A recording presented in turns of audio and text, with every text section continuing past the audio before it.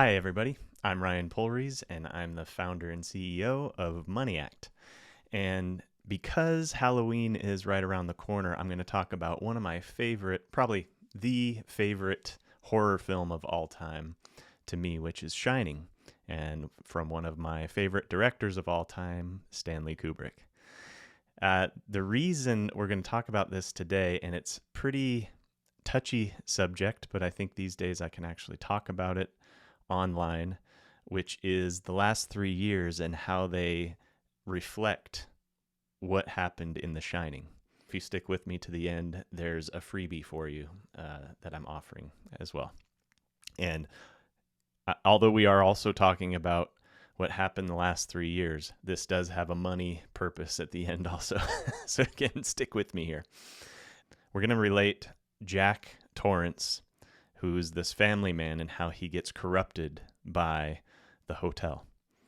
And we're going to link Jack with everyday people and the hotel as government and corporations. And so let's first take a look at the obvious. They start off the film by Jack being taking this job to basically be locked up in a in a hotel with his family for months on end. And obviously how we can relate that is the government forcing everybody to stay in their homes for months on end because of this fear of this pandemic. And right or wrong, that's what happened. And as we go through the film, we begin to see what this cabin fever takes hold. And that iconic scene that you see Jack typing up endlessly. And when Wendy goes to see what he's been typing when he's not there, it's all work and no play makes Jack a dull boy. And I think that definitely symbolizes a lot of people, one, in their day-to-day jobs, where they just feel like they go to work, get a paycheck, pay their bills, and do it all over again, rinse and repeat. And there's nothing to their lives anymore. And I think especially what happened during the pandemic is people being trapped in their homes, cabin fever sets in, and the lucky ones still had a job to work from home with, but then it's seeing that especially be repeated day to day, no different, things happening around them. It's just all work and no play makes Jack a dull boy. And we also saw a rise in this time frame, a rise in alcoholism and domestic violence. And what you see in that other scene where Jack actually begins to fall for the hotel and whatever the hotel wants is that scene where he's at the bar, and we know he's an alcoholic. Previously, he hasn't touched a drop in several months. I can't remember, years.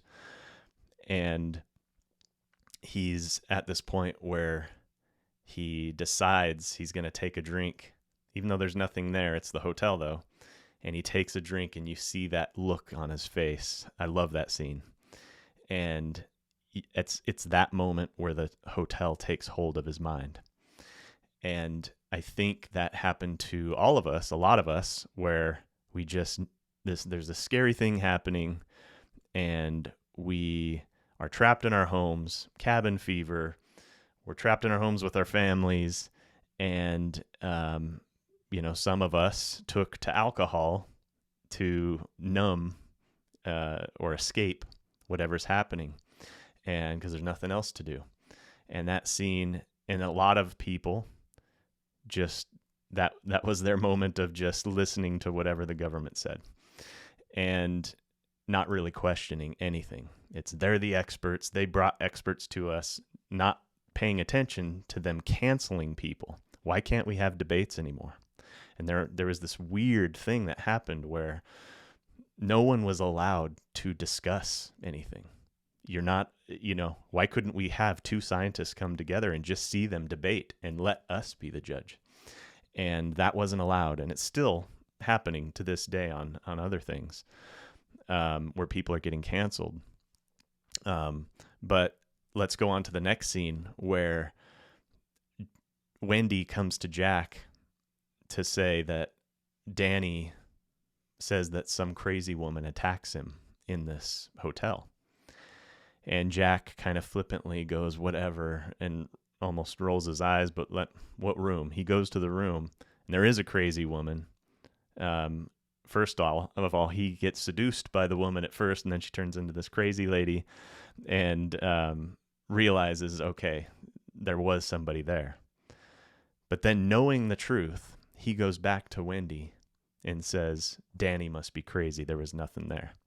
And I think there's a lot of that too, where people had just gotten so used to believing whatever the government and the big corporations that pushed them to do certain things, they just couldn't see the truth, even though it was right in front of them. And so I think that was another piece. And I'm not saying I didn't fall for any of this. I did. I'm not blaming anyone. I'm just trying to connect this film to what's happened the last 3 years. And again, we're getting to the money part soon.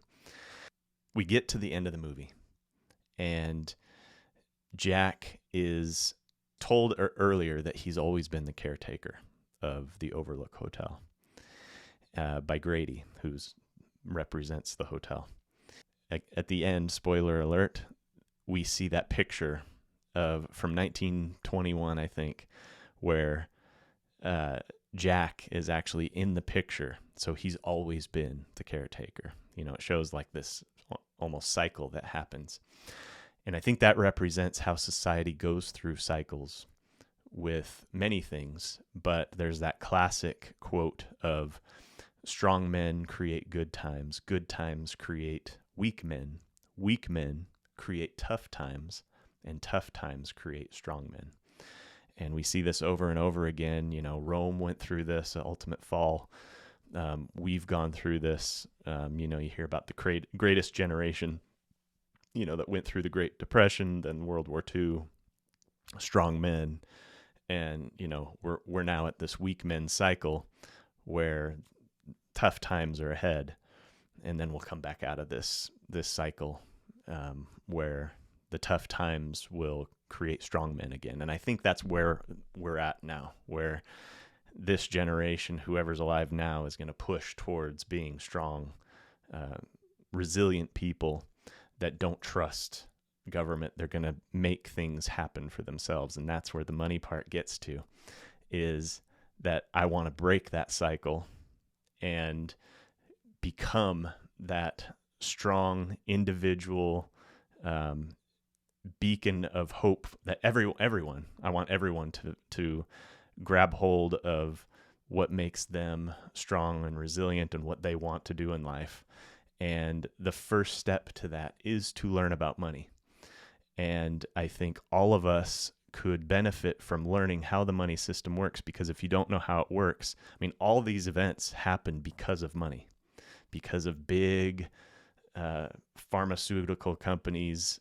Basically, the medical industrial complex used to be just the military industrial complex controlling everything. Now you've got this other huge group that is controlling things on the health side.